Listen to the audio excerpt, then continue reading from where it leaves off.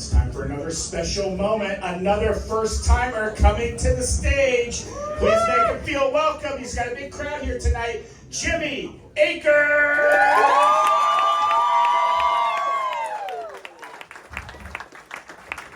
It's actually my second time, but I can't count either. Thank y'all so much for being here. Just by a poll of hands, how many of y'all were raised in church? Anybody raised in church? You say you're raised in church. All right, well, one thing I learned earlier on being raised in church is you're not supposed to lie. But there's a whole lot of people and things out here lying to us, y'all. So my whole theme tonight is going to be somebody lied. All right? All right, so one thing I learned when they legalized weed is that I have no idea what an actual skunk now smells like. Because as a kid, whenever I would smell that, people would say, oh, it's a skunk or it's a dead skunk. And now in Southwest Florida, at all the red lights, I realize there's a lot of skunks partying. Somebody lied, right? Speaking of partying, if you stay at those red lights, you might get hungry. Now here's the thing about getting hungry. It reminds me of another lie, my metabolism. When I was a kid, my parents went to the doctors, and the doctors told my parents, don't worry, one day he'll thin out. But the only thing thin about me is my bank account. Somebody lied. Speaking of thinning out, I learned how to do that very quickly. In elementary school, we had this thing called the mile run. And if you were a hefty kid, you hated the mile run. So you did whatever you could to get out of it. So I went to school, I said, I'm not doing this. So I decided I was going to tell a lie. So I told my teacher I was sick. I convinced my teacher, the office, the nurse. So my mom had to come to school to pick me up, and she was as mad as a rattlesnake because she knew I was faking being sick. Well, not only was I sick, I was strategic. When my mom got there, it was right around lunchtime, so I left my lunch. So when my mom picked me up, she also had to take me to my favorite drive-thru to eat. Because it takes a whole lot to stay big and sexy, you know what I'm saying? So my mom was going into me about faking sick and now the drive-thru thing. I took a couple bites of my food and I experienced something for the very first time. Food poisoning. So now I'm on the side of the road, literally losing my lunch. And my lunch from the day before. And I'm dying like all night long. I'm sick as a dog, just begging God, I'm so sorry, forgive me. I lied. My mom even felt bad for yelling at me because I was fake sick and now I'm real sick.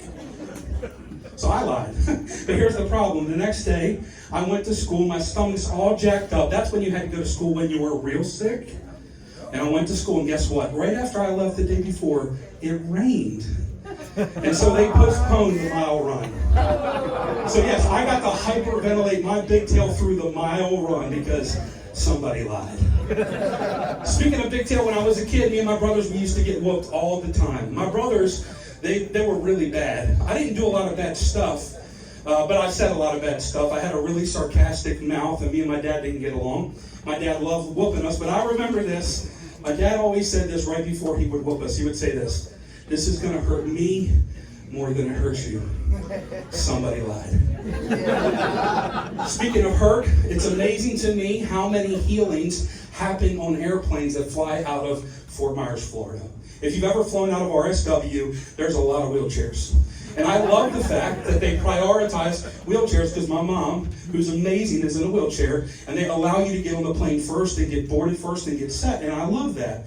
But it always trips me out every time we leave Fort Myers. At some point, wherever we're going, I see some of those people that were in that wheelchair get up and use the bathroom. I see some of them get up and go get an extra drink. I see some of them get up and get their bags, and they get to the front of the airplane before we're even at the gate. When I realized is somebody lied.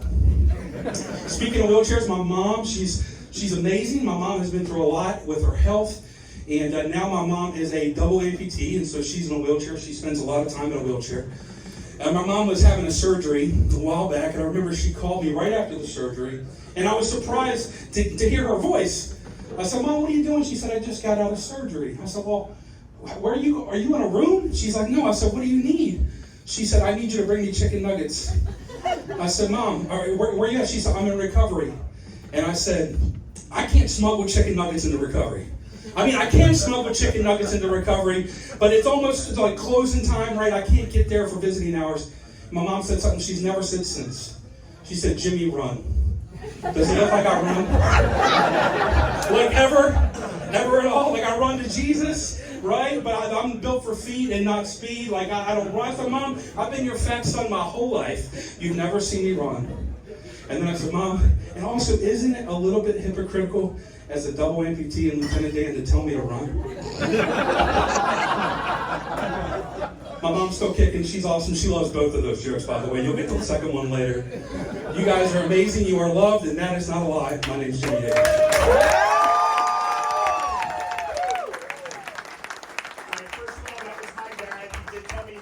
Before.